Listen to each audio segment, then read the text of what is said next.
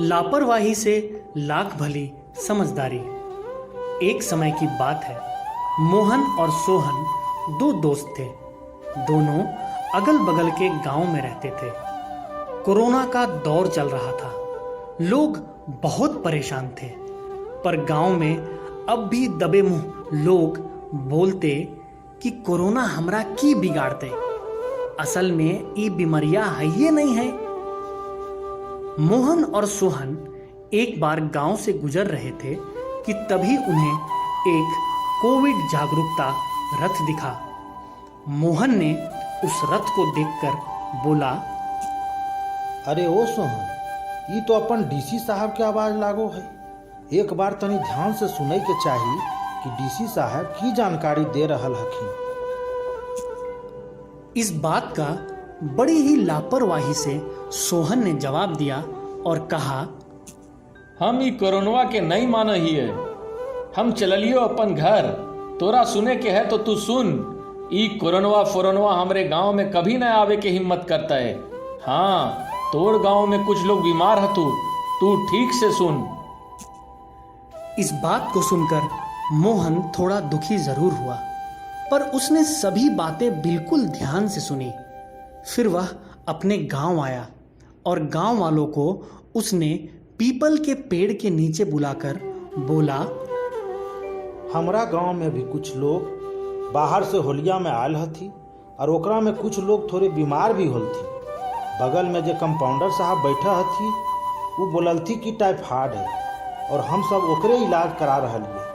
दरअसल में ये कोरोना के लक्षण है, टाइफाइड के नहीं। हम आज ही सब ध्यान से सुनलिए और सर एगो कंट्रोल रूम के नंबर दिल थी, ओकरा पर कॉल भी करलिए।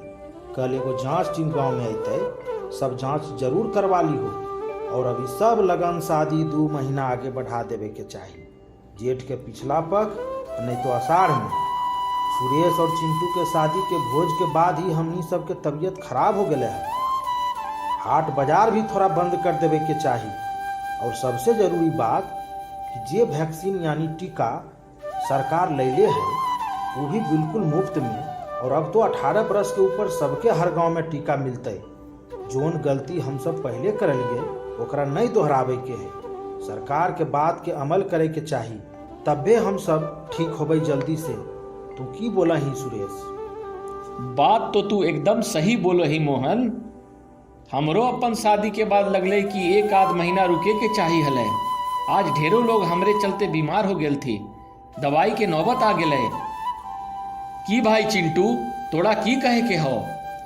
अरे हाँ भाई, हम सबके टीका लेवे के है और जांच भी कराए के है। सब गांव वालों ने भी साथ दिया। अगले दिन पूरे 800 लोगों ने जांच कराया और 100 से अधिक लोग पॉजिटिव आए।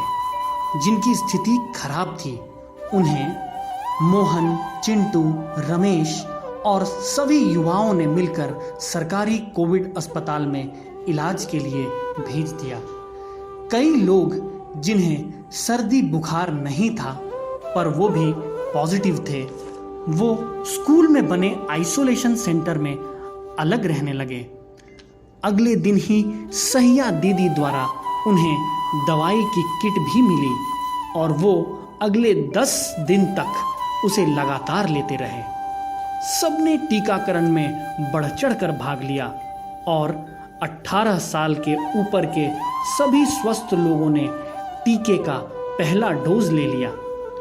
सभी महिलाओं ने भी बिना किसी अफवाह पर ध्यान दिए टीकाकरण में हिस्सा लिया। सभी भोज, शादी, विवाह को 1-2 माह तक स्थगित कर दिया गया।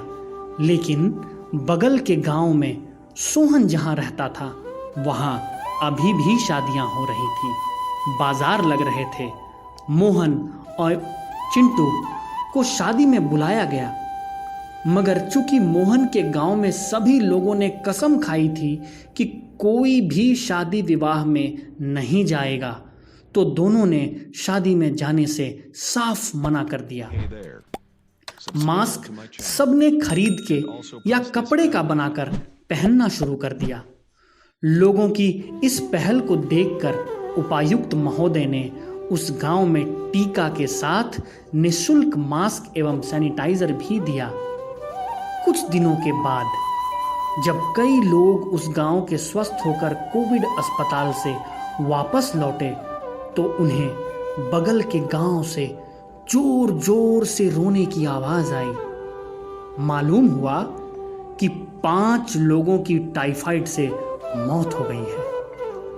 सोहन के चाचा भी जो उस दिन शादी में आए थे अब नहीं रहे।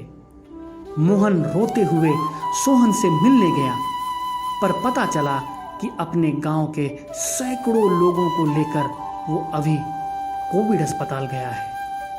ये भी मालूम चला कि सोहन की माँ भी बीमार है, उनकी सांसें फूल रही हैं और वो भी सरकारी कोविड अस्पताल में भर्ती है। सोशल मीडिया पर सोहन के गांव की मौत की खबरें वायरल हो रही थी। मोहन ने सोहन को कॉल भी किया, पर शायद अस्पताल में वो व्यस्त होगा, इसीलिए वह कॉल नहीं उठा सका। लौटते वक्त रोड पर मोहन को फिर से वो प्रचार प्रसार वाली वाहन दिखी जिसे उसने 15 दिन पहले देखा था। सोहन के गांव के लोग अब जाकर उसे ध्यान से सुन रहे थे। मोहन के कदम तेजी से अपने खेतों के अलंग से होते हुए अपने गांव की ओर लौट रहे थे। आंखों में अपने गांव के लोगों को बचाने की खुशी तो थी, पर दोस्त की मां के भर्ती होने का बहुत दुख भी था। रात होने वाली थी। मोहन ने हेलमेट निकाली, चिंटू को मोटरसाइकिल के पीछे बैठाया और अस्पताल की ओर खाने का टिफिन और पानी को लेकर निकल पड़ा। इसीलिए दोस्तों, इस कहानी से हमें यही सीख मिलती है कि कोरोना काल में लापरवाही जानलेवा हो सकती है। आइए समय पर जांच कराएं, टीका लगाएं और अपने परिवार एवं समाज को बचाएं, क्योंकि लापरवाही से लाख भली समझदारी।